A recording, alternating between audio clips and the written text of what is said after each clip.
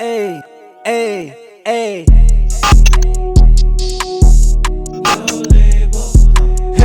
okay. Out to the pay, for the grass is always greener. I don't do no labels, I call it how I see it.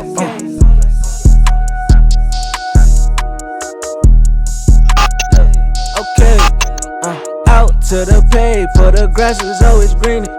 I don't do no labels, I call it how I see it.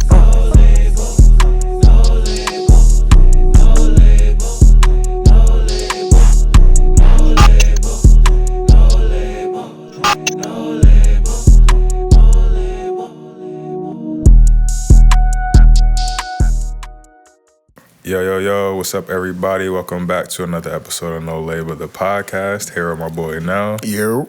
Special shout outs to everybody that's been subscribing on YouTube as normal, liking on Instagram, sharing, commenting, TikTok, X. I'll be saying Twitter every episode. I need to keep saying X, every other platform, Facebook. For sure. Please continue to keep sharing and spreading the word. No Label. Now, go ahead and get into, whatever you about to say.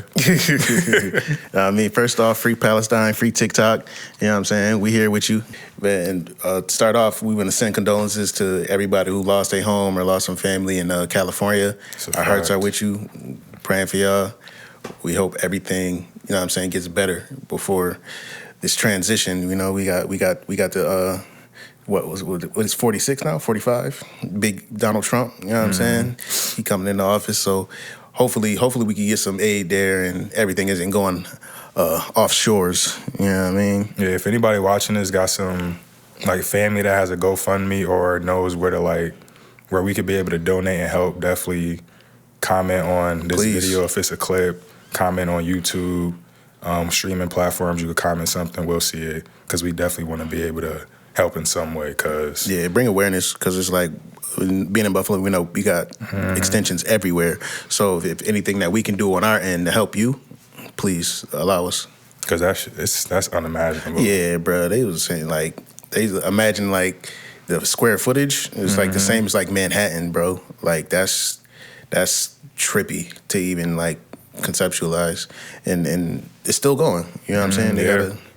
They gotta find some solutions and work together. Fuck the bureaucracy. You know what I'm saying? Fuck the conspiracy theories. This is real life situations and real life shit that's happening and real life people who are affected regardless of what the reasoning is. Who started what's going on. I did see some raw shit. It was a dude, I want to say it was MIT students, and they had this like a barrel type of thing, but it shot out sound waves, and the sound waves extinguished fires or disrupt the oxygen that feeds the flames and stuff like that. It was I really hope we get some innovative technology. We see all the stuff going on with AI, implement some of these things and to help people, not just make life more comfortable or easier, convenience. We need essential technology that's gonna help people. It's a fact, man. Yeah. So big news of the day is we seen recently that Drake dropped his petition against Spotify, but UMG's was a little shaky in the reading, and recently he just decided to drop that defamation case. Defamation case against UMG, man. Oh, man. Dropping a defamation case after a rap battle is insane, bro. It's bananas, but you know what I'm saying? And I've been on Drake's side. I've been defending him against King TDE over here. But it's just some shit you just can't defend, bro. And some stuff is it's discouraging and disappointing that it's come to this. It is what it is. But my biggest thing with this is it only brought more validity to the words that Kendrick was saying. A lot of the times during that battle, it was he say, she say, or it's just not provable things. Everything that Kendrick said in those records is coming back and it's showing in Drake's life. And that was my biggest takeaway. In terms of him suing and all of that stuff, it's kind of I didn't have high expectations for his character and just how we identify with hip hop. And most people don't know, I've stated this before, but I don't know if I said it on the pod, but one of my issues with being Drake is incredible. Like you can't deny that. But like when he didn't, that's something you've never said on a pod. You've never said Drake is incredible. He's incredible. There's no denying his talent. He's one of the best entertainers of our generation, if not the best. There you go. No, and with that being said, you being in hip hop, I personally feel like you need to make the stops that all the hip hop greats did. The Hot 97s, the Power 106.5s, Big Boy, Sway. I was like, you have to talk to these other legendary hip hop staples who have seen the Biggies, the Tupacs, all these. You have to kind of follow in that path in order to fully embrace the culture. That was my thing. He never. To his defense on that portion of it. Hold on, let me land it, then you jump in. So like, I wanted to see him. He did the Hot 97 one time. No. Say what you were saying. No, he has to see. I'm saying he has to stop at every single one. All right, because that was part of my argument, the Hot 97 thing. So I'm gonna like he did Hot 97, but I want you gotta stop at the Breakfast Club. Stop and see Sway. Like Sway has seen is to me is the pinnacle of hip hop media. Whether you say he's the biggest or not, but like I would say him and Angie are the two. Yeah, like you didn't. They're the two cornerstones to me. Yeah, he didn't do that, and I always was like, I respect it, but it's like, yo, you're more of an entertainer than you are hip hop, and that was always my gripe with him. I would just say in terms of the making the hip hop stops and not doing everything that everybody else did, he did try with the Hot 97 thing with the Funk Flex. For sure. And it was used against him, and he was kind of killed online for it for a long time. So it was like, this isn't something that I want to keep doing, or I don't feel the need to do this in order to pay homage or do everything that every other artist did, when I actually don't need to do it. So if I don't have to do it and I can save myself the embarrassment that I caused when I went on Hot 97, it was reading off of a BlackBerry, then I'm just not going to do it. And I'm going to prove everybody wrong saying that I'm going to be the biggest artist without doing what everybody else feels like I have to do. Word. And there's no, you're not going to hear, you use the word artist. And it was like, but when you say I'm the best rapper, I'm the best in hip hop, I feel like you need to sit down with the people who sat with the best. It's a fact. And just to say, we do got Morrow here too. Morrow Worldwide, shout out him. Yep. Also got Tony Boy back there, so you're gonna hear her voice chime in at some point. So Tone, you could chime in whenever you want to. So I would just say, so there's also a difference between the petition that he was doing at first and now the lawsuit where he's suing for defamation. And in the lawsuit, Spotify isn't in that, is it? It's just UMG, right? Just UMG and the defamation, yeah. Yeah, so defamation in terms of just hip-hop culture or rapping in general, suing for that is just kind of crazy. Yeah. It's like, you literally did the same thing to Kendrick. Yeah. And you literally did the same thing to Pusha T and Kanye and Meek Mill and other people that you've battled. So suing UMG for this is hypocritical. For sure. And it's just like to call yourself a self-acclaimed student of rap battle, like you know how vicious rap battles get. You know where this goes. So if you are saying, no, you're trying to protect your fame, you're trying to protect your image, the last thing you should want to do is get into a rap battle. You got Rock to Sleep. You got Rock to Sleep by Meek Mill. Pusha T kind of jabbed at it and you bowed out. What do you mean Rock to Sleep by Meek Mill? Everybody thought Meek Mill was going to destroy him because Meek is a quote-unquote battle rapper. Yeah. He wasn't able to perform how people thought it was, so you thought, oh, this is what rap battlers do, or that are artists. No, that's and the funny thing with it too is it's like, to Meek's defense, as a Meek fan, he was on the drugs at the time. He wasn't himself. He was also on probation. He wasn't himself. So Nicki was around. Nicki was around. There was a lot going on in his life at the time. Yeah, my thing too is it's like it gives credence to the conversation of he's an outsider or like not like us, quote unquote. You beefed with a guy from Philly, different temperament than a dude from Virginia. Very different from a dude from Cali. Everybody's trying to put all these black people in one barrel. Like, oh, this is what rappers is like. Like, no, that's a Philly rapper, Virginia and Cali. Mm-hmm. Cali is known for gang banging before music, smoke. Like, you think he's gonna approach it the same way as this person? Like, no, there's a big and that him being from Canada, you won't know that. you won't. There's no way you could discern that nuance of people from over here, people from Atlanta, people from Philly, New York. It's very different. That's kind of why I had a problem with. I know you're gonna touch on this later, but Joey Badass jumping in because like leave Canada. Let Tory and Drake do that. And him chiming in was just like, yo, man, like absolutely. That's not how we handle things. Yeah. We go get to Joey. We go get to Joey in that conversation. I would say in terms of, I'm not gonna say it's a case of him being from Canada why he can't separate those things of realizing, different cities, different coasts, they're gonna handle and go about things a different way. Because let's just say we're from Buffalo. Mm-hmm. We're also not going to have that same history or know those same things if we haven't actually dealt with people from those places or been to those places.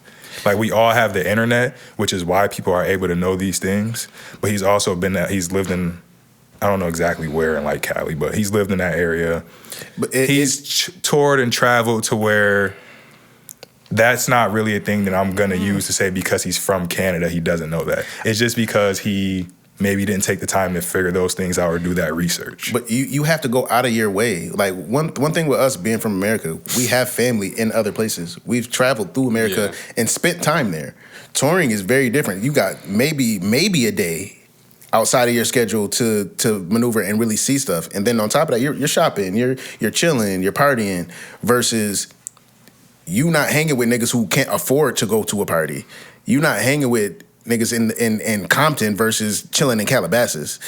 You have a shell around you, whether unbeknownst to you or not. You're protected. You're insulated in a sense. You're not going to this block. You got to walk through this neighborhood and not to go through there wearing this hat, wearing this color, where like somebody walking through saying, "Yo, where you from?" And knowing how to respond to that in different neighborhoods, like, you know what I'm saying? There's cultural nuance that you can't know not being from a different place, and it ties in with us too. But it's like we'll pick up. I think we'll pick up on it quicker versus somebody growing up in the hood in Buffalo versus somebody growing up in a gated community in Canada. Yeah, I would say it's definitely I would agree with the cultural nuance and the upbringing thing. I don't necessarily think it's because he's from Canada. Okay. Because there's people from Toronto from a certain place in Toronto that for sure. they'll adjust very quickly when they're in certain places in America. Yeah. Jane and Finch. I know some of those cats. Shout out to T.O., man. Shout out to Tim. Shout out to Timmy Tarantino. He in T.O. right now. Yeah, I mean. Shout out to my boy O. He got a performance. That's why Tim out there.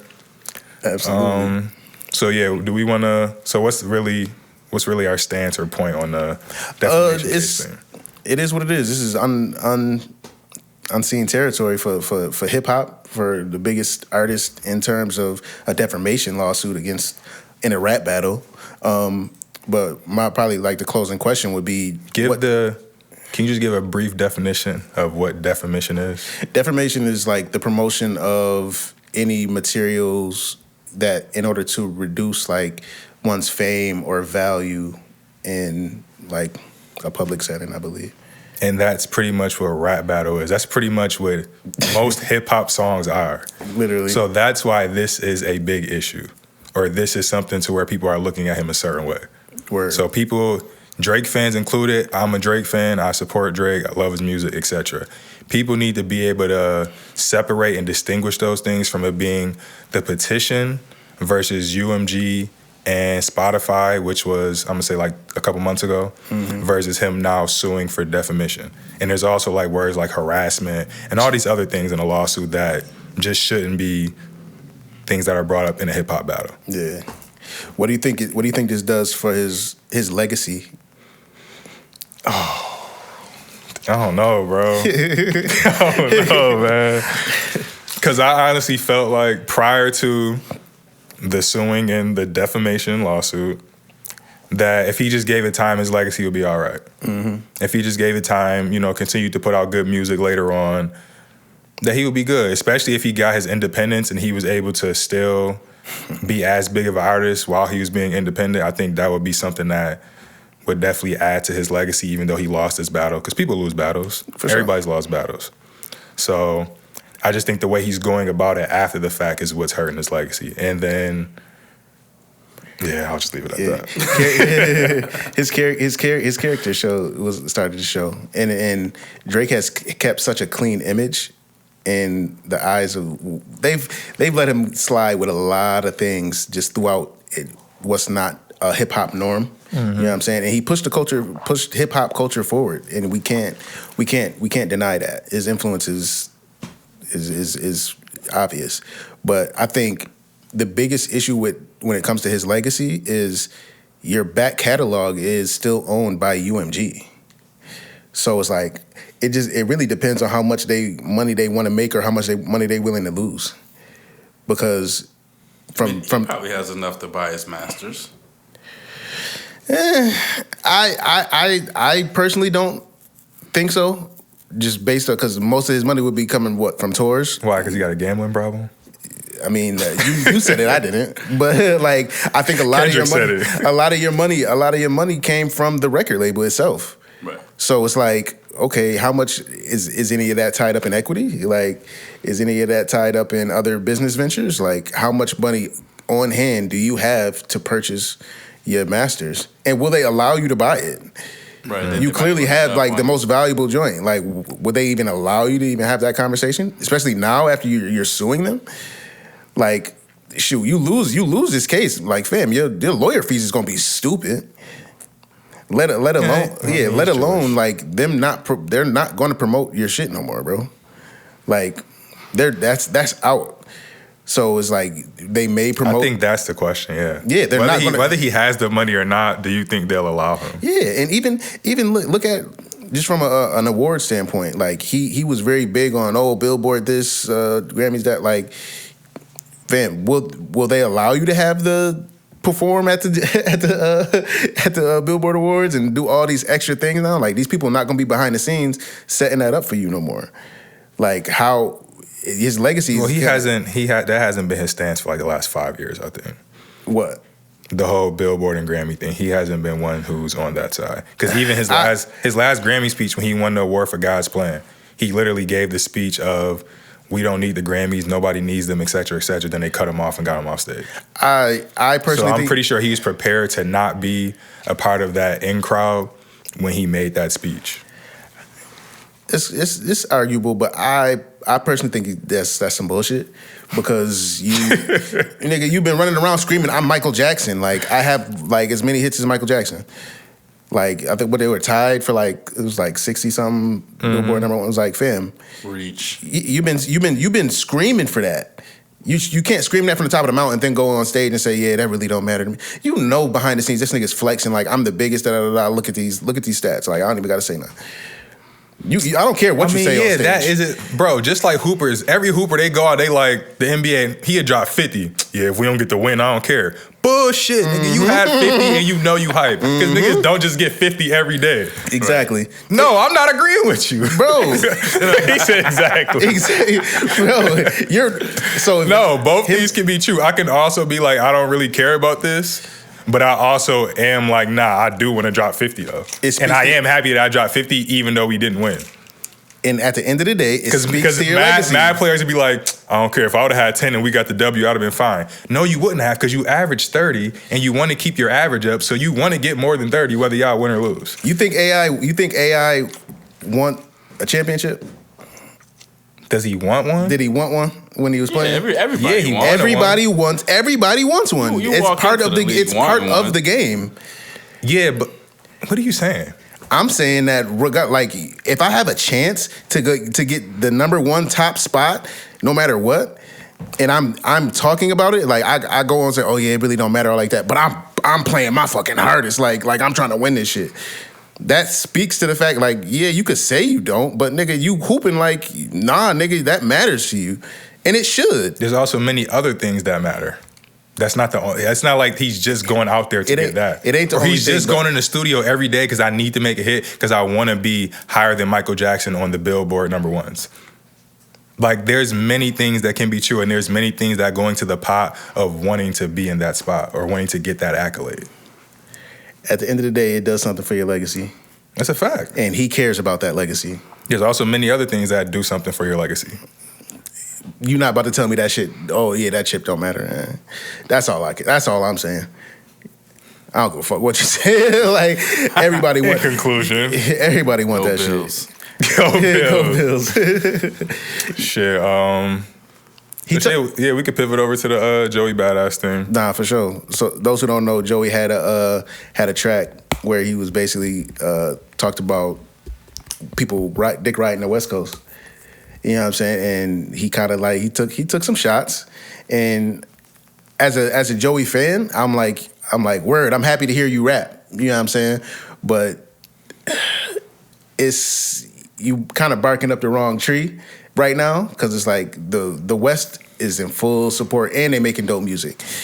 And I don't know if he has that same support from the city where you're trying to like create this battle. I don't think nobody in New York is kind of going to want to jump into that. No, it's almost cringeworthy. Like Joey hasn't rapped in so long, and then to come back like this is just like He's been acting. yeah, it's like bro, you could have just let somebody else do this. So you think he was doing it for like more so shock value or getting the algorithm? I believe so. I thought so. I definitely thought so. I agree to a certain extent. I think that's definitely, like we were kind of saying with the Drake thing, that's part of it, and many things can be true. So I definitely think that he's probably gearing up to start getting into his music bag. I think his last album, when did 2000 drop? Like 2022, 2023? Yeah, Somewhere around there. So he's probably gearing up to start his album rollout, dropping the album. So this is his way to get in the algorithm and talk about something that's more so trending. But I also 100% agree with what he was saying. Especially as an East Coast artist who is bar heavy, who prides himself on being an MC and being a rapper. And New York is supposed to be the mecca of hip hop and that style of music. It's like, all right, everybody, even the media outlets in New York, everybody's just talking about Kendrick, everybody's talking about GNX, everybody's talking about what's going on the West Coast. So I'm gonna be the one to step in and say something about it, whether I get flack for it or not. And it's him, Joey Badass being Joey Badass, I'm not mad at him doing that. If somebody else would have did it like, I ain't gonna say no names, but if another, like, say a melodic rapper or one of these, like, New York drill rappers came out and did something like that, it's like, all right, bro, nobody cares about what you're talking about. He knows that he has a voice, and if he would have said it, it would have got traction, and it would have been a discussion, which is a discussion that we're talking about right now. Yeah. And I think if New York City's had the same passion for, like, rap that Joey has, and, like, Joey's kind of like the last of a dying breed in the terms of like the younger our generation who cares about bars and like making like dope shit. The younger they don't care. They're a lot of New Yorkers. They following the trends of the drill rap. They following the trends of sexy drill, like all of that. Like they don't care about bars for the culture. You know what I'm saying? Like they not thinking about. They trying to get popping on TikTok, bro. So y'all think it was like a call to action, like a rally cry or a war cry? I think he was just hurt and just made a bad decision. Hurt about what? But like you said, like everything on the radio waves is West Coast, Drake, whatever, and like he just made a bad decision and decided to hop into something he didn't need to hop into. Nah, yeah. I think he had a personal issue with, like, he came out around the same time when the Coles, Drakes, and all of them, the three-headed monsters started, like, buzzing for real. And he was in that conversation. He was in I think he came out more so around A$AP Rocky's time. It all happened at once. I mean, that's all around the same time. It was all around the same time. Drake got... So Far Gone came out in 09. Yeah, Drake was like 09. 09. Yeah, But 1999 came out in what? Cole, 2013, 14? 12, 11. But he's around that Cole, A$AP Rocky time. 11? No way. I was a freshman in college when I first heard it. He was late, So buddy. it had to be 2013, bro. I'm looking it up right now. Well, I'll give end of 2012, but I'm saying 2013. Fact check. Please forgive us. Fact check alert. Yeah, but bro, when that came out, June 2012. Yeah, I was late then. So people were crowning him the next thing, like how West Coast crowned Kendrick out the West Coast. Joey Badass was getting that crown from all the hip hop legends out of New York at that time, and he was what 18? Yeah, he was 17, he was 18. on fire back then. Yeah, he was. But and now he's watched what happened on that side on the West Coast, and now he's seeing East Coast has not produced outside of him and a few other people like ASAP. Was that ASAP? Him, Bronson, Flatbush, yeah. like Beast Coast. You saying produce as far as what? As far as trending sounds, like shaping hip hop and steering it in a direction. I think Joey got You got too A focused on Boogie, the you got message. Pop Smoke. And I think like it deterred Joey from actually like being the 30-year-old rapper that he is, and like and really trying to push the message, which we need. Rap needs a message, but I feel like he just kind of took himself out the game with that. Yeah. What doing the acting? No, I forgot the name of the album. All American Badass. All American Badass, where he went like super political and like I mean like that's not what the labels want to sell. So like For sure. you kind of take yourself out, like kind of like what Lupe Fiasco did. You take yourself out of the main media hype, and then out of sight, out of mind. But then he became an actor. Luckily for him, he's back on the scene. And you mentioned I think his. No, go ahead. I was say you mentioned the Pop Smoke and the A Boogies. That's for A Boogie started popping 2017, late 2016. Yeah, like 2016, yeah. Yeah. So it's like that's a what 4-year gap. So were you 4 or saying 5 year gap? That's a big gap in hip hop. Yeah, I brought them up because I didn't know if you were saying people from Joey's era that shaped hip hop that's still relevant and around, or just people from the East Coast in general or New York in general. Out here in New York in general, honestly. Well, yeah. So you got A Boogie, you got Pop Smoke. Impact wise, Big impact. A Boogie Yeah, A Boogie started the whole melodic wave in New York. following Atlanta's path. Not necessarily following Atlanta's path. That's not a New York thing, though. It's not. He made it an A Boogie thing that turned into also a New York thing. The whole the drill wave that Pop Smoke, he brought that to New York. From Chicago. Okay, but when did Chief Keef and them get popping in 2012? When did Pop Smoke get popping? 2018. All right, then. So why didn't somebody do it prior to that? Because New York wasn't I'm setting the pretty sure tone. there was somebody else doing it. They were just the ones that made it lit for New York. Yeah. 'Cause I feel like that became more of an American sound than like a New York drill. Like everybody around the country was doing drill music. Yeah, in the London shit, yeah. You could say the UK drill. Mm-hmm. So is it really just a Chicago thing? Like what sound are you saying that Joey and Brunson and them made up or cultivated to where they were pioneers for? They were rapping just like Nas and them was rapping. But they kind of reinvigorated that New York sound. that New York sound with the samples and things like that. Because that had this is right after Gucci Mane, and like everything was super 808 and Atlanta took over. Yeah. Okay, what about A$AP Rocky's wave? A$AP Rocky, he sound like a Houston/New York artist. Yeah. So he didn't have his own wave. A$AP Rocky really reinvigorated New York. It was A$AP Rocky. Who was before A$AP Rocky? People didn't claim Yes, him. they did. He was from Harlem. He got popping in Harlem. They claimed A$AP Rocky. The Peso video went viral. From New York City. I'm saying it from hip hop legends out of New York with the quote unquote New York sound didn't embrace A$AP Rocky because they said they did. I'm telling you, bro, it was a thing. Not as far as like the legends though, like bro, it was a thing. saying like he's a A$AP super Rocky, lyricist. No, like he did bring like spotlight back to New York, but he was not like embraced how Joey was like lyrically. Mm-hmm. That's what I'm talking about in terms of the spotlight and putting New York back on the map. I'm not talking about the lyricism aspect. Well, in terms of the spotlight and putting New York back on the map, A$AP Rocky brought that back, which is why a person like Joey Badass was also able to be seen in terms of the spotlight because it was now back on New York because of the A$AP mob. You're talking more of like a geographic. I'm thinking more of sonically. Sonically, it's not a quote unquote New York sound historically. Right. It can't be now because that's what he chose to do and it's popping. But sonically, Joey Badass has maintained a New York sound. Boom bap, samples, bars. So what's the Atlanta sound? Huh? What's the Atlanta sound? Because I'm thinking of a couple songs that could be an Atlanta sound. 808 heavy. 808. So trap music. Super subs. So you would say trap music like trap music. So yeah. T.I., Jeezy, Gucci's. All right, so that's not melodic stuff. That futuristic sound, that future sound, like that's the melodic shit comes in with Future. You know what I'm saying?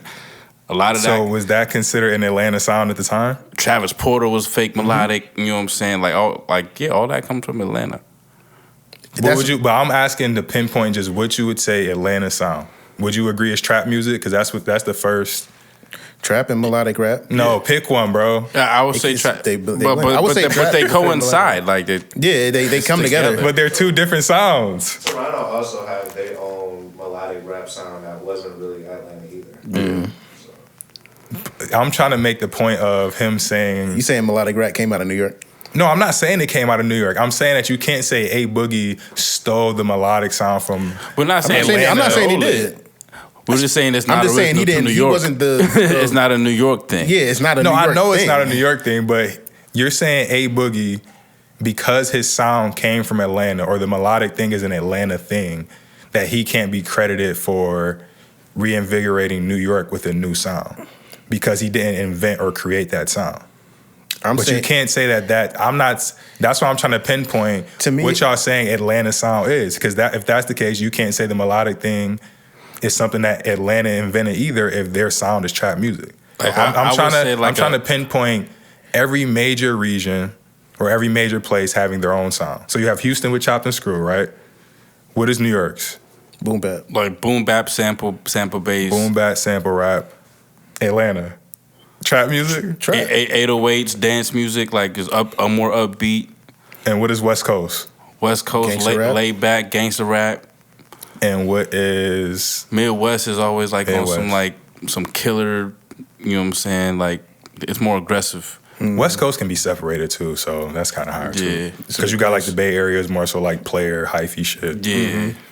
It's a good conversation. Yeah, my thing was just like a derivative. Man, shout out A Boogie. It's a derivative of a sound. You know what I'm saying? Like Joey Badass is a clear like derivative of core like 90s hip hop sound. I'm saying A Boogie is not a derivative of 90s 2000s hip hop New York hip hop sound. I agree with that. Yeah, like I feel like a group like Flatbush Zombies really like tried to change that New York sound and keep it New Yorkish. You know what I'm saying? It was still had the 808s, you know, did the samples, whatever. Kind of didn't really jump out the box flow-wise as far as like, you know, the melodic or whatever. But I feel like they did a good job trying to make New York a more modern sound. Mm-hmm. Beast Coast was, and that's why they were so lit. Yeah. Like they had so many different elements where it was like Pro era, Flatbush Zombies, and Underachievers. Underachievers was fire, yeah. And then ASAP Mob was right there with him. Yeah. Mm-hmm. So because Ferg was, I mean, not traditional New York rap, but it went up. You know what I'm saying? It went crazy. So yeah. So the Joey shit, and then the responses from Daylight, Ray Vaughn, Jay Hitter. I didn't hear Jay Hitters. It was good. It was actually good. And my thing was just like they have a sound where they were like, oh you want to do that? Okay, bet. We got bars. It was just I felt like Joey didn't have that reinforcement of the backing of New York City behind him to make that argument or to almost like marching to that battle. You're the only man marching in that battle, bro. Do you think he was trying to turn it into a battle, or he was just like, I got something to say and I want to say it? I just want to get this off my chest real quick. I think he wanted to prove a point that shit, New York got shit too. It's like you saying, oh, West Coast doing the West Coast dick licking. Okay, what else is there that's popping? That's when your town steps up and like, yo, because we doing this. Yeah. And that's also that a lot of people don't like, the younger generation. That's also a bar from a Jay-Z song. I forgot which song it is. Yeah. It is. It was like something, man, you gotta let that lie. Let that lie on the ground, bro. Yeah, find another angle. I ain't mad at him. Shout out to Joey. I'm a huge Joey fan. Hell yeah. Music is incredible. I think Joey got 2 classic albums. Just saying. Yeah, two was great for any rapper. For sure. Like one is they fight for one. You know what I'm saying? So you got two. One gets you put in history. Yeah. Absolutely. I had something to say as far as the Ray Vaughn one. Who exactly is Ray Vaughn? I'm sorry. He got signed to TDE. I know he signed to TDE. I only hear him when it comes to like freestyles and stuff. Has he actually like come out with an album or has his own music? Honestly, he does have his own music. Yeah, it's good. That. Yeah, he's pretty dope. Like he's a West Coast bar guy. Mm-hmm. You know, with good beats. But TDE always got good beats. But it's who they wanted Reason to be. I fucked with Reason. Shout out to Reason, man. Reason was cool. He was dope. He was dope. He just didn't catch. He didn't appeal for whatever reason. Shit. They said that nigga Reason looked like a substitute teacher. He rapped like a substitute. I was like, yo, that's cool. Shit, they need to. I'm about to do a Nell segue. They need to get Reason on that Jello Ball. Oh, yeah. I might swap him on that corner. Get him on the remix. Come on.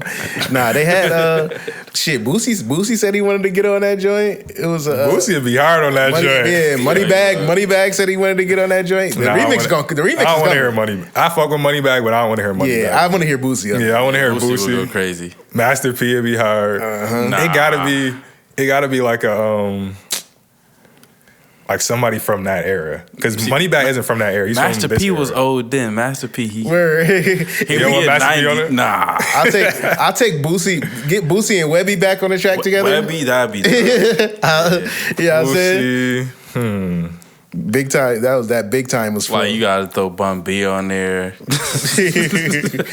Facts. Yeah, Shit, he could get an old Pimp C verse on there. That'd be hard. Yeah, something like that. That'd be crazy. I mean, shit. He probably can afford it now. Def Jam just gave him that bag. It's 13 million, 8 million guaranteed. I retain all rights to all of my music. And I have my own label under the imprint. I get to create my own label now. Triple B's. off of one song. off a song being out a week. Right. Fam, what? I 2 million TikTok hits. Yo, want to know why when I first heard the news, I didn't believe it. You know who reported it first? Shams. You know who Shams is? Hell no. Nah. The NBA reporter. Shams Fareed? Huh? Shams Fareed? I don't know his last. You know who Shams is, Maro? I think. He's like the main NBA analyst and reporter. So you know the Woj bombs. Yeah. You know how Woj used to be the first person to report everything. So as Woj started to retire, his I think the term his predecessor was Shams. But then Shams went and started doing his own thing, and then Shams and Woj was always competing on who was getting the news and who was dropping first. So now that Woj is retired, Shams is now that guy. Everybody going to Shams. Shams, who's an NBA reporter, NBA insider, is the one who reported the news of Liangelo Ball signing a record deal. That's crazy, bro. I'm like, bro, stay in your lane. It has so much not to do with music. Yeah. Like him, the deal itself. The song is fire. Like I'm not shitting on it. Like, I've definitely been playing it, but it's like the deal itself had nothing to do with music, bro. Like it's almost like they're giving them money back for not making it to the league. It's partially it's partially pity that contract for sure. It's partially that, and it's just like y'all want to get more. Like you just, it sounds like they're paying for more information within the NBA. Like I can get this song into all the NBA locker rooms. Like you have direct ties with this team, G League. Like yeah, we gonna milk. Oh yeah, we'll let you keep your master. Just give us all the information on like who's the CEO and the director for this. Like bro, it's like they paid for information. Like you think they need that information from him though? It's better than. Do I want to have a cold introduction? Oh hey, I got your number from so and so, or I could send in one of the Ball brothers. Oh yeah, you coming in with open arms? Like I'm paying for a relationship. They just want to give LeVar some money.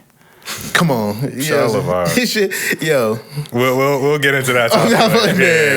Yeah. What do you? Because I'm trying to figure out. First of all, do we all think the deal was actually legit? The numbers are actually legit. I don't. You don't? I have some skepticism too. Yeah, I think I'm. It's whatever. It's just a headline as far as I'm concerned. It's some running backs not getting paid that. Fam. Top 5 in the league running back. You know what I'm saying? And when have we ever heard of guaranteed money in a music contract? That's what I'm, bro. That's all the way, bro. It's No matter because, what, if I don't do nothing, I get $8 million. bro, it's because Shams is the one that reported it, bro. He's an NBA reporter. He put that shit in the sports terms, You blaming Shams? bro. Also, so the deal, if it's the numbers and everything all right, what we think it is it he owns his masters for everything after the song, but Def Jam owns that song? Because if that's the case, they pretty much like, this song is gonna go, we gonna make it go even crazier, but we don't think you're really gonna do anything after that. So this is gonna be the deal. So they probably Because we're gonna make like $50 million off of this. So yeah, we'll guarantee you 8. Yeah, they probably like bought his publishing or something. Like, so there's a catch to that because they ain't just giving up no 13 million. Yeah, and you retain everything. That don't make sense. You just don't. But it's like, it could be on some licensing agreement. Like you could get 30 years of licensing. Yeah, but you get to own everything. They just gave him the 13 million and like, here, we're just about to take your song and go crazy. Yeah, they about to make. It's going to be on 2K. It's going to be on 2K. Like they're going to run it up. They're going to send it to TNT. Probably all of that. You're going to see players running out to it and all that. No, it's going to be interesting. They said he got another one on the way, man. The snippet was valid. The snippet was valid. On the way. Okay. But we'll see if the details of the contract come out. I would love to read that. Yeah, and it's just it bothered me because you see so many artists who are dope, like super dope. You know what I'm saying? Like, and they're fighting. They're happy to get $1 million contract. That's like a badge of honor in itself. And then this dude just come out because he hooped and made a song. And it's like, now you get $8 million guaranteed or whatever. Like that discouraged me. Like, and it made me feel bad for like all the kids who want to grow up and be a rapper. Like, no, I want to be a rapper. But it's like the label saying, we don't care. Like, no, do something else. Go do something else. Be hot somewhere else, and then decide to make music as your side hustle. And we might give you some money. It shows the times we in terms of. Make me feel terrible. I'm sorry, man. $1,000, $2,000 deals. I'm like, I can't get 13 like Jello. Like, like, bruh, it shows the times we into where your brand and the marketing you have behind you and your just image and life outside of music in general is more important than music. Like, they're not selling the music anymore. They're selling you. That's a fact. Can't you say that the music industry been like that for a large majority of it? For a large majority, I don't know. For a long time, no, yeah. I say for the past, like, maybe like 15, 20 years for sure. I would say for pretty much for a large majority, it's been the case of to where that aspect mattered. They both matter, but now it's like the balance has gone up more to where your brand and personality and who you are outside of the music matters way more. The introduction of social media, because social media presence and how much traction you get there is a huge factor in terms of like, will we sign you or not? Because it's like, back in the day, you could hear somebody at an open mic or just like a cafe and like, no, like this person is incredible. I'm going to sign them, develop them, and present them to the world. Versus now, it's like they're not even trying to do that. They like, present yourself to the world. And if we feel like we can make money off of it, then we'll fuck with you. We don't care how good you sing. We don't care how dope the song is. We don't care how much people rock with you. How much people like hold on to your words. It's just like, can we profit off of you? Yeah, it's very predatory business, and I think that's why we have such. I'm not gonna say we don't have good music. That's why what we call good music isn't the forefront. It's harder to find. Yeah, they drown it out. Game now, like they're looking for numbers compared to taste. Yeah, bro, it's unfortunate. It's unfortunate. Like I don't want to knock him for like, bro, you signed a deal. Like you got a good song. Work. That's fire, bro. Congratulations. Yeah, we more so discussing everything around it. Yeah. It's just the nature of the business. And he came in with, the things that they try and get artists to do to get their stuff hot or doing a rollout. Oh, date a girl, do something to go viral, all this stuff. He came in. He already had all that under his belt. He done been viral for things. He had a TV show. He done dated celebrities, had a TV show, played in the G League, played overseas, been a star since 15. Like, everything that all the artists, the record label, like, incorporate into their budget that they don't know in order to get them hot to sell their albums, the stuff that he already been doing for like 10 years. Yeah. For me, it's like, it makes me think of like the Bad Baby situation, where it's just like, oh, this girl is popular for being on Dr. Phil. Oh, wait, now it's translating to social media. Oh, this is cool. Oh, she's saying she kind of want to make music.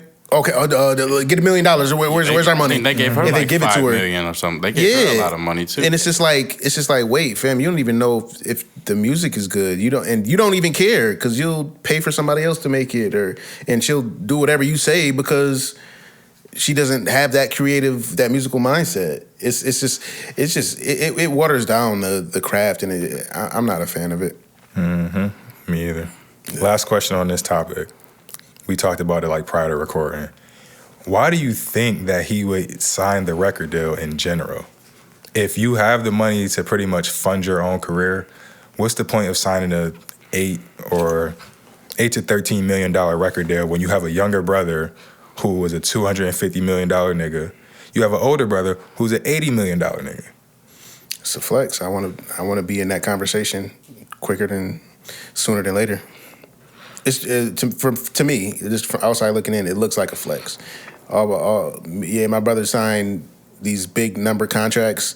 Shit, I could do that too. I can do it too, yeah. Versus like he could have waited and potentially maybe made those millions off of hand-to-hand independent grind, selling them how he's been doing it. But why do that when I could sign a contract, get the headline, and be with my brothers? I think it was more of an ego thing. For sure. Shit, he could have just, him and LeVar could have just went in on the BBB label, and that shit would have been the flex, bro. Could have been the first artist on the BBB label. Seeing LeVar Ball as a music executive would be insane. He'd be like, Suge. LeVar, literally. That'd be hard. I'd pay to see that. If they started the Patreon, I'd pay. For sure. That'd be must-watch TV. For sure, but you mentioned LeVar. Mm-hmm. We gotta... Yeah, shout out to LeVar Ball. Black father's dream.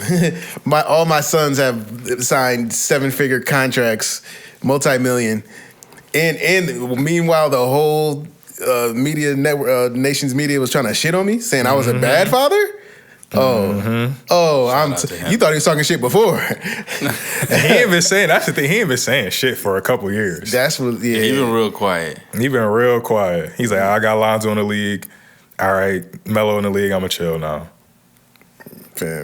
Proud father moment, dog. For sure. Like, I couldn't even imagine. But can we speak on the fact, like, them trying to, like, shame him as a father and just with his involvement in his son's careers and their development and stuff like that? Do you think, like, in America, like, they'll find any reason to just, like, shit on a black dad? Always. They shit on Adrian Peterson. Yeah, they threw him under the bus. They tried to throw him under the bus, and there's probably a few more I can't remember at the moment, but they always try to find a reason to. They shit on Deion Sanders now. Yeah, he got 2 sons about to be in the NFL. One of them gonna be a top 3 pick, but they've been finding a way to shit on him because he's been his son's coach since he was younger. Well, maybe more NFL dads should be their son's coach since they were 5, because you see the results that are translating. He's now a top 3 pick in the NFL. Really. But it's such a weird thing, just like being in America. It's just like, it made me think about it. Outside of like actors, who are the notable great fathers, black fathers, who were kind of like in the forefront? LeVar, Deion. Got the Will Smith out there, man. He took care of his kids. All those kids did well. He's an actor. He's an actor, but I'll give you. But with his family dynamic was weird. Yeah, Venus and Serena father. What was it? Richard? They shit on Richard, but he was wild boy too. Yeah, they shit on him. Tiger Woods' dad. He got him there. He definitely got him there. It's a different level of. They say Jordan dad was crazy. Yeah. I know there's somebody we forgetting. A couple people. But my thing with it too is just like I hate the fact that it's just like LeBron, shit. Oh, Barry he didn't have a dad. Barry Sanders' dad was real tough. Bronny. I mean, oh well, yes. Yeah. LeBron is a good father. Yeah. Ken Griffey. I don't think I ever heard nothing about Ken Griffey pops. Yeah, he's just a legend. Yeah, I think like I don't like the fact that our father figures are always related to entertainment. Like we just name mad people, but it's like entertainment based. And but I'm thinking about it now too because I'm trying to think of like maybe like white dads who are like considered like really good. Yeah, but it's like I'm having a hard time because that's not in my wheelhouse. Different. It's a different dynamic. Like white parents and black parents, like did they officiate different? Yeah. So like you know how we think of father and mother is way I like that it's way different. You know. Yeah, I always want to see more positive images of just blackness. Period. But black fatherhood is that's a thing that needs to be publicized. You know what I'm saying? Like, it's not enough of going into the nuance of being a black father. You know what I'm saying? Like raising strong kids, hearing from successful people and their dads. You know what I'm saying? Like it's stuff like that. Like I remember when Hit Boy and his pops, when his pops got out of jail, Hit Boy had put his pops in a position and was going on podcasts with him. It was incredible. I was watching everything just to see like, wow, like this man, he's with his dad and they're doing something productive. Like music or not, you know what I'm saying? Like that shit was dope. I think just the, that's what America has been. That's the history of America. To degrade and kind of shun away black fatherhood. Like literally the history is I can't remember like what it dates back to or what era or what time period, but when the mothers would get more government funding if there wasn't a father in the household. Yeah. So literally they would come to the houses, they would check, you know, do the paperwork or whatever, and the father would have to not be in the house or hide all of his belongings or like take him, put him in the car, so that there was no way for them to tell that there was a black man in the household. And then they get the funding, then they could come back. So that's been the history of America, to degrade or split up the black family because they know there's power in family, there's power in a male father figure. Absolutely. Especially a black male father figure. They don't want to see black men succeed. They don't want to see us be the forefront or have power in this country, so they know that that's the root of it and that's something that they can nip in the bud right away. So whether it's at the highest level, in terms of we seeing it on TV, them shitting on LeVar and LeBron and Dion, or whether it's at the lowest level from them giving women more funding if they don't have a father in the household. Either way, they're going to find a way to do it. Yeah, and it made me think about what you were saying. Made me think about this stuff I studied in college. It's like called the Moynihan Report, and he did a report on just basically how black families were so dysfunctional and why. Like came up with a bunch of bullshit ass statistics on why like black men don't be with black women and why. Like they almost like they shouldn't be together. All types of wild shit. It's definitely an interesting read, but it was showing like how the government and how statistically like they profit off of the fact that we break up black families. We don't allow black fathers to be in the home for those government packages and stimulus and stuff like that. And it was funny because I was talking to my man. I was talking to Dwight, and he was saying we was just talking about how. We looked at our women, like we've been just talking about like over the past couple of years, just talk about women's issues and stuff that we've been having. And we was talking about, I mentioned how the government kind of replaced that father figure in the home in the sense of, let's say, okay, a woman she had struggling with her bills. A man will help, you know what I'm saying, help buy groceries, little stuff like that. But it's like, now it's like, oh, the government said, no, don't be with him. If you don't be with him, we'll compensate you. Mm-hmm. You need help with rent. As long as you're not with him, we'll compensate you. Mm-hmm. And then it's like now that provider that black men want to be is stifled due to government assistance. And then it's just like now we're seeing so many issues with, or I ain't gonna say, I don't want to perpetuate that narrative, but we came out of the gender wars that was on social media the past like 5 years or so, and it's just like a lot of those issues stem from an over reliance on government assistance and just aid that's outside of the dynamic of black men and black women relating healthily. And it's a wild thought. Honestly, it's a wild thought, and it's just we see all the things that with black culture that we deal with and how we're presented to the world, and it's just like, but yet we still have a system that we operate in that incentivizes us being dysfunctional. And that shit, yeah. I agree, man. 100%. And I don't want to do the gender wars thing, so. Yeah, we don't gotta go there. I don't even want to shit on the government too crazy because it's like, everybody know I don't really fuck with the government. Yeah, like, it's not really shitting on them, it's just telling the real. It's just the reality of the situation. It's the reality of America, it's the reality of the black experience. Yeah, Uncle Sam is not your daddy, dog. Or my uncle. He ain't kin to me at all. That shit is crazy. So we just got to get more independent, and especially with the transitioning of our administration, fam. I don't care who's sitting in that seat. Like, get right with your peoples. Talk to your neighbors. Like, yo, especially as black people, bro, lock in with each other. Fuck what's going on in the White House, however many miles away from your state, your city. Fam, lock in with the people around you. Make sure that they good. They'll make sure you good, and that's how you build up.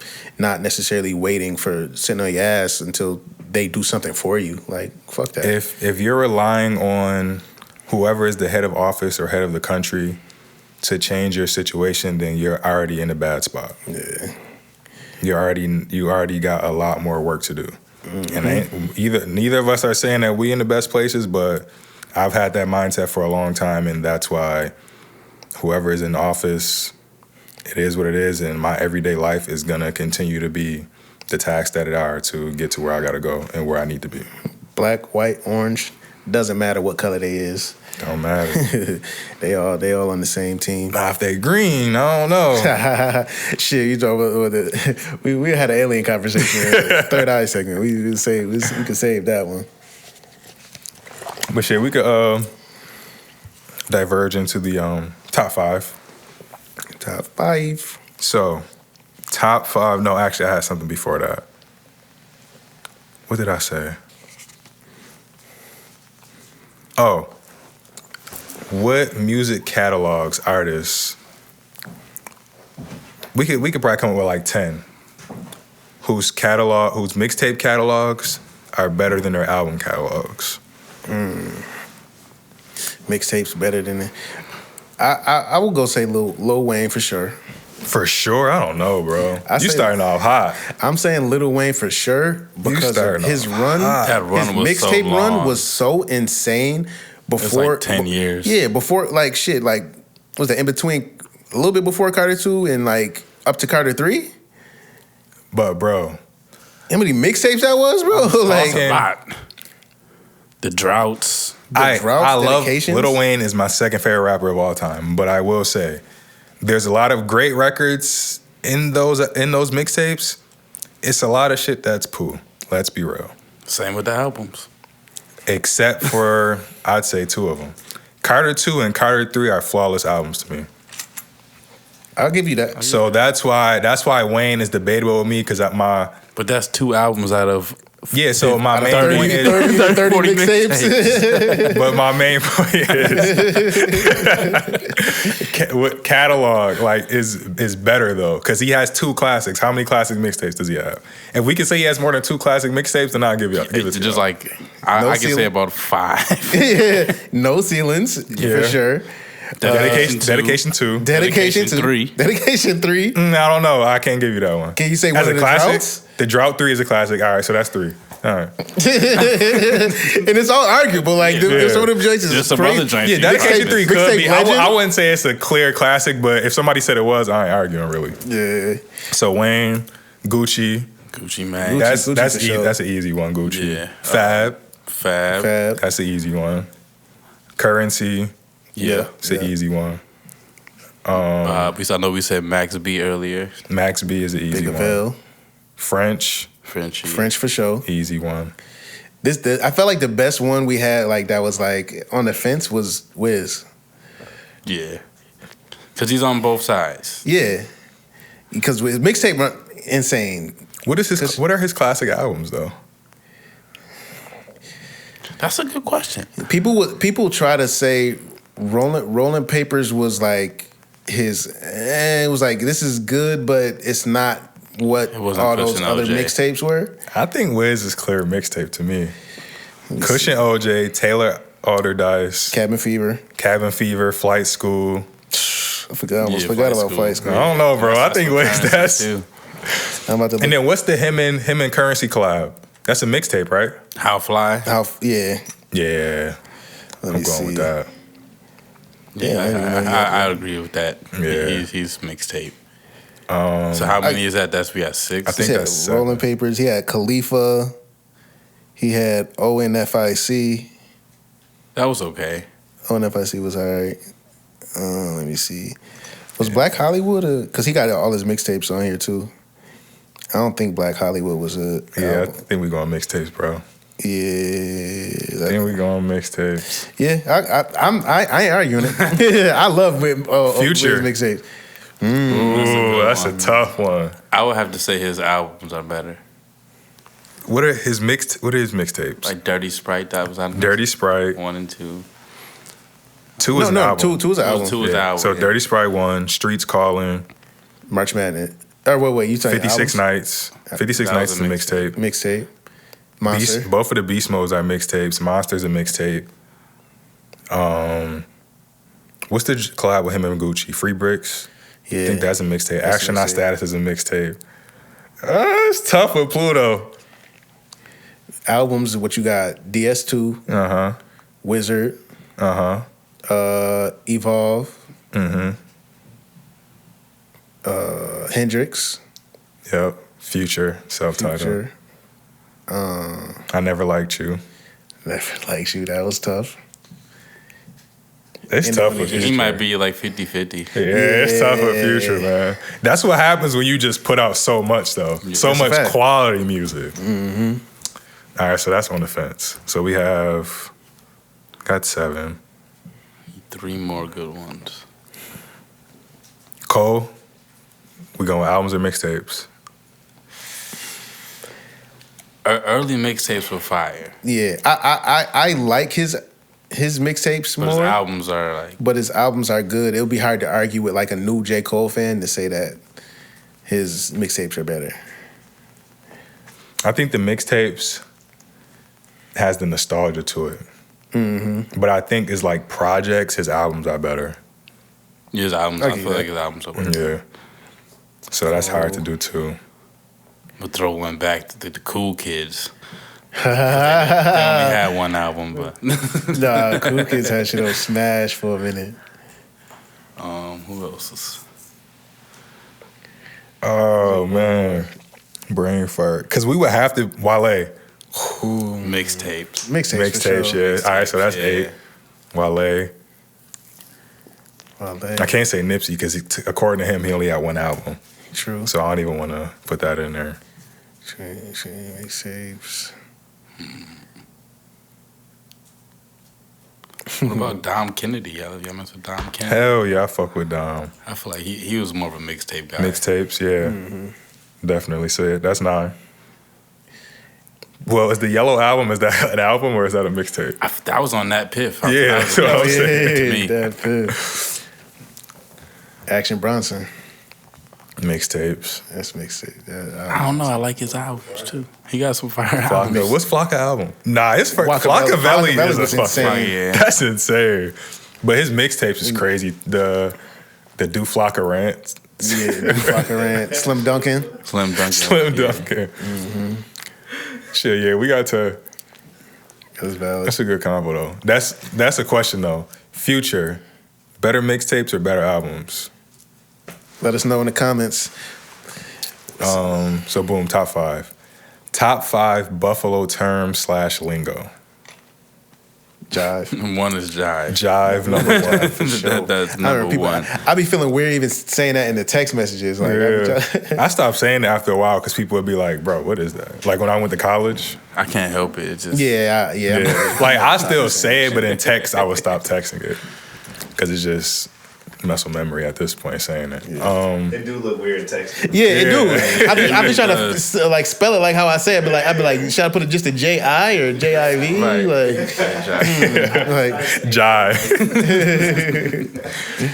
Raw. Yeah. Raw as hell. That's raw. raw. That's two.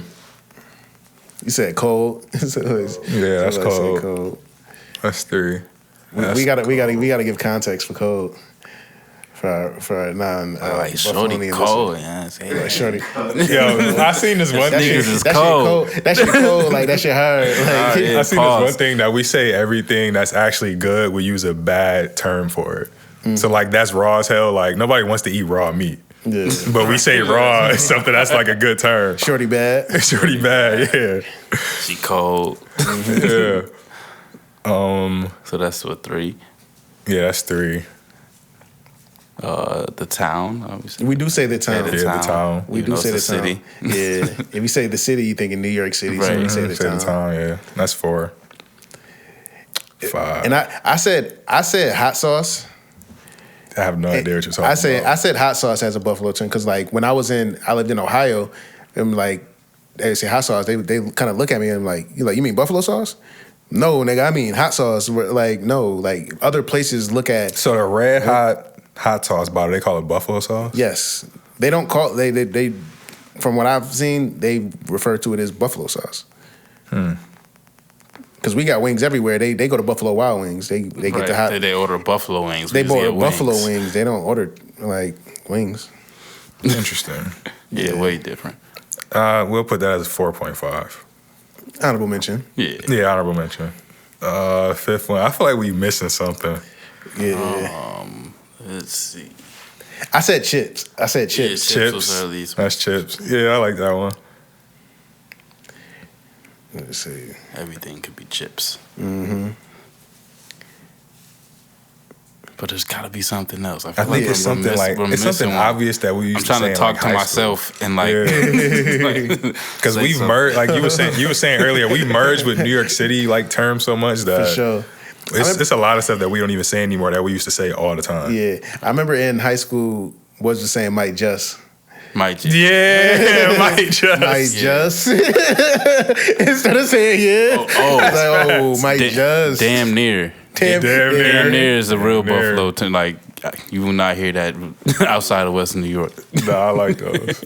All right, boom. Jive. Jive. Top 5 Buffalo lingo in terms. Jive. Raw, aka raw as hell or raw as whatever.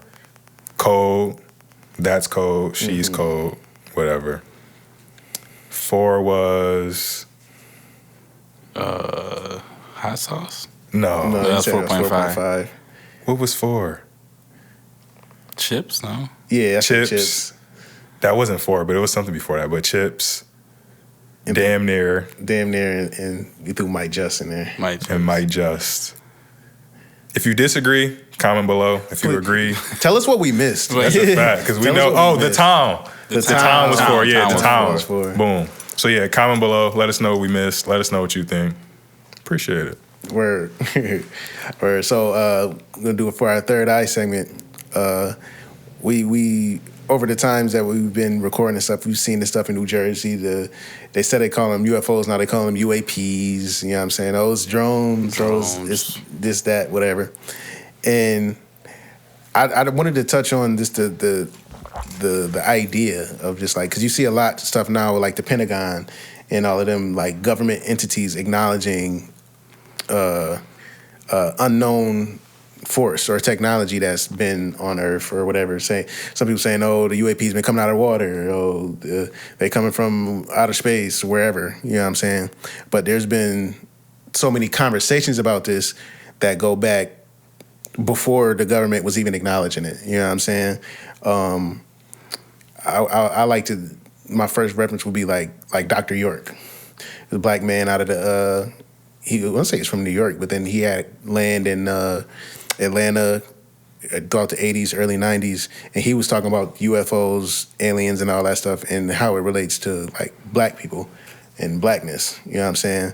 And I feel like black people have always had a extraterrestrial eye. You know what I'm saying? They will always look up to the stars, trying to figure out what's going on here. We deal with so much and stuff like that. Dr. York was a good teacher in that sense of just like identifying those UFOs or UAPs with blackness and what it means for us. You know what I'm saying?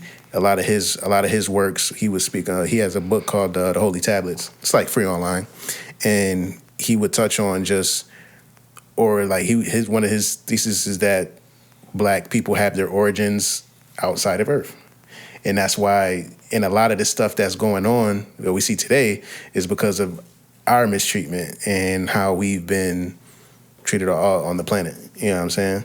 But you let the government tell it, oh, that's just drones. Oh, that's some scary people. No, never engage. Oh, don't worry about it. We got this or whatever. But there's been black people talking about this forever. And it makes me even think back to like Parliament Funkadelics, stuff like that. We've always had the mothership connection in the music. And you see Elijah Muhammad, he would speak on the mothership. This is back in the 30s? You know what I'm saying? So it's like I always like having that UFO conversation because I feel like it's going to get more and more prevalent as we get into 2025. There was a guy, I don't want to say he was out of California. He goes by Prophet Yahweh. And they had the news, I think it was Fox News or something. They were interviewing him because he was saying he was able to call down what people are saying now are UAPs. Like he would do his prayer, you know what I'm saying, and these lights would come down and like shine, flicker, go in formations, and it's like everybody, oh, this nigga, he lying, he just some crazy dude in the park. But so they brought out the camera crews, and he's like, I'll do it. He said, I'll do it for the camera. It's online. It's online. You go on YouTube, and he calls down these UAPs or UFOs, and they like balls of light that float in. And they show up. It's still on YouTube? Yes. that's what I was looking up. That's what I was looking up right before. I wanted to make sure I had his name right. But it's still there. And you know what I'm saying? It's plenty of teachers. It's plenty of secrets that are in the public now, just due to the internet and stuff like that. But like, if you want to, you can look up Dr. York, Prophet Yahweh. There was a guy out of South Africa named Credo Mutwa. And he does multiple lectures, hours long, talking about the quote-unquote UFO or alien presence when it comes to Africa and the things that were happening over there. Like, there's plenty of conversations about it. And the reason I feel like it's important that we speak on it is because I don't like the government dictating the conversation. You know what I'm saying? Like, our culture stems back so much further than what they allow us and what happened with Roswell crashing in the 50s or whatever. You know what I'm saying? Like, nah, our people have been having this conversation for a lot longer than America has even been a thing. You know what I'm saying? Like, in a lot of African tribes, it goes back to, let's say, extraterrestrial origins. You know what I'm saying? From Egypt. Like, they say pyramids. They line up with certain stars for that connection, you know what I'm saying? They say Egyptians, like, they came from Sirius. Zulu, in their mythology, they come from Mars.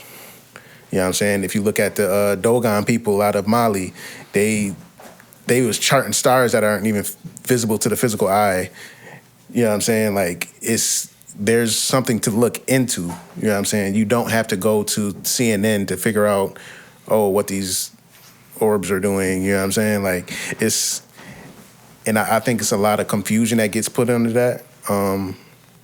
And shoot, me and Mara was in the crib. We was talking about like the idea of like Project Bluebeam and stuff like that. That we got technology that's so advanced now, it's gonna be hard to tell what's real and what's fake. Mm-hmm. You know what I'm saying? It could be a ball of light. It could be a metal ship flying over you, and really that shit is a hologram, as far as we know.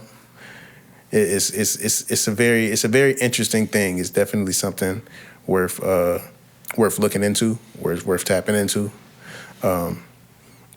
You ever seen any UAPs, Dante? No, I haven't. I'm kind of disappointed I haven't too. Because a lot of people be having stories. So I feel like if I haven't seen one, then I'm not like a chosen one or some shit. Or I just can't see things in that realm. I don't know. Your eyes are also sensitive to light. It's true. You might be an alien. I am. High key. Donnie E.T. Well, let us know what's up, man. Have you? I've had one that I can like for sure. Like I'm like, nah, this is nothing else is explaining this. I'll say this. So boom, I came back from Cleveland, right? I was staying with my brother. We was like uptown, and I was going through it. I had a crazy like spiritual experience. I was just coming out of like just like getting a grip on just like my life and stuff like that. And I remember the one night my brother used to work at the Steer, and I couldn't sleep. My thoughts was racing. I'm just like beating myself up. I'm just going through it and whatever. My brother, he got off. I'm up all night. He gets off. I talked to him for a little bit. I settle in, and then like I was like I'm about to go to bed. So boom, I just like I felt a lot better, and I'm just like I don't know. I was praying and all that, and I was just like so I was walking up the stairs. I look out the window, and it's a clear sky, but it's one cloud, and I look up in the sky and I see this light shining. I'm like, what the fuck?